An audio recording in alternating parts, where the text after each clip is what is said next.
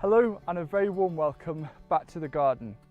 Gardening is a relatively simple process. However, during the growing season, we can often come up against challenges that can hinder our progress or even worse, cause stress and overwhelm.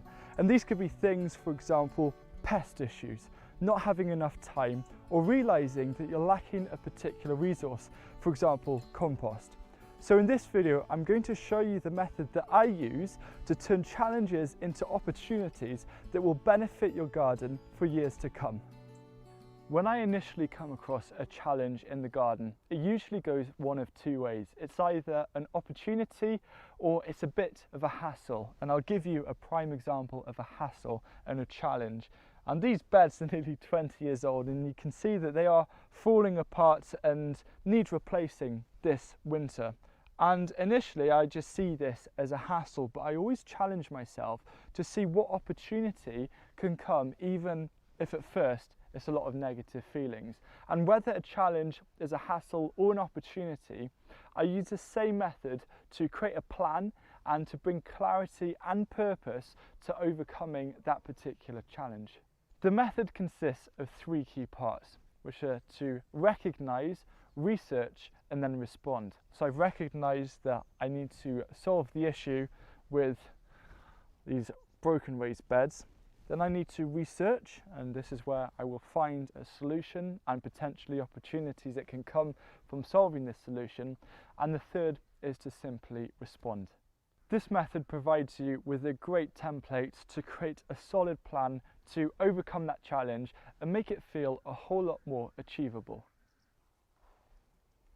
The first step is simple, and that's to recognise that you face a challenge. And this usually happens when you hit a barrier or you become frustrated. And I can remember back in 2018 during the summer when we had that terrible drought, I faced a real barrier, which was running out of water and not having enough water for our seedlings. With running out of water, I needed to find a low-cost solution to make sure that the same thing wouldn't happen in future years and I'd have water for the seedlings. And when you are faced with a challenge that's a bit of a hassle or is kind of a negative one, like running out of water, it's really easy to try and solve it and approach it there and then. But this is where mistakes can happen that can be more costly, both in terms of time, money and effort later on down the line. So it's vital that you step back and give yourself a bit of time to research, to find a solution and to bring clarity to what needs to be done. So this will minimise potential mistakes and maximise the potential opportunity that comes from solving that challenge. The first thing you want to do is get yourself your notepads and just make a note of the challenge that you're facing. However, this isn't usually necessary because with me, if I have a gardening challenge, it's always there looming in the back of my mind. And then go make yourself a tea or coffee and find a nice space to sit down and get a blank bit of paper. And what you want to do is write the challenge in the middle of the bit of paper.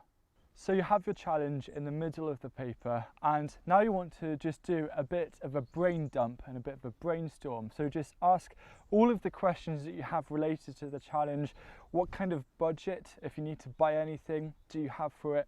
What are the questions that you have unanswered that you want to find out, and what potential opportunities and also drawbacks as a result? You can use this bit of paper to then influence the research that you do. You now want to use free resources to help you find a solution and to answer all of the questions that you have regarding solving the issue of the challenge or the potential opportunity and the best way going about. Now, things like books that you have, gardening books, are a great place to look at. Also the internet, that's a wonderful place. But if I was to recommend one resource, it would be other gardeners in your area. There is nothing more powerful than the knowledge of gardeners in the same climate as you who are probably or perhaps experiencing the same kind of challenges that you do. And it's great to just ask for their advice or their recommendations, or they may give you almost a different way of thinking or looking at that potential challenge. And you want to end up with at least 3 potential solutions, preferably a couple more, and then whittle them down to the one that makes the most sense to you. Let's look at the drought example. The first thing that I explored was the potential of getting some more big tanks like this. However, it's pretty difficult to carry big things like this down our driveway. So I looked at other solutions such as bladder packs, for example, and then I remember speaking to Liz and going and seeing her garden, and she had IBC tanks. And then I did a bit of research and I saw that these were a really affordable solution so long as there weren't any harmful chemicals in them before. And that's exactly what I did. I bought 6 IBC tanks for the fraction of the price of what the equivalent water tank would cost. And it's always a really good idea, if you do feel that you have the golden solution, to just sleep on it for a night and to come back the next day, because often you need to give your brain a little bit of time to process, and that will just draw out any final questions or worries you might have about that solution. Once you've agreed on that one main solution that you want to go for, it's time for the most important step of the whole process, and that is to put it down in a clear and concise manner to act as your blueprint as you respond to that challenge. So what you need to do is get yourself a blank piece of paper, and on this you're firstly going to write out what the challenge is, and then you're going to have 1 to 2 paragraphs detailing what the solution is that you've decided to overcome and solve the challenge or the potential problem. And then after you've done that, you're just going to write down what the outcome is. So just have a bit of a think about how you'll feel once the challenge is completed and what kind of benefits you'll get. And here's an example of what I did, of the blueprint that I wrote for the drought issue, and I was looking at overcoming that challenge. Challenge. Our water supplies could dry out again if we have another severe drought, and I don't have enough water storage to keep seedlings going for at least 2 months. The solution. I need to purchase 6 used IBC tanks for the equivalent water storage capacity of 6,000 litres of water, or 600 full watering cans. The tanks must only have contained safe material beforehand, and I will not take a risk in purchasing contaminated tanks. The tanks will be placed at the north end of the new garden and supported on top of heat-treated pallets to allow space to fit a watering can underneath, and I will need to buy a tap that will fit the thread size of the IBC tanks. The tanks will be filled from one inlet that carries water from the stream on the other side of the parking area. I will use a small pipe to attach each IBC tank. Once the first tank is full, the connection pipe will start filling the second, and so on. This needs to be completed by February to not interfere with spring sowings, and to be filled with water and ready for action as and when needed. And then the outcome. Once completed, I will have storage capacity of 6,000 litres of water ready for action in case of a drought, and I will feel far less stressed when dry weather does stay around longer than usual.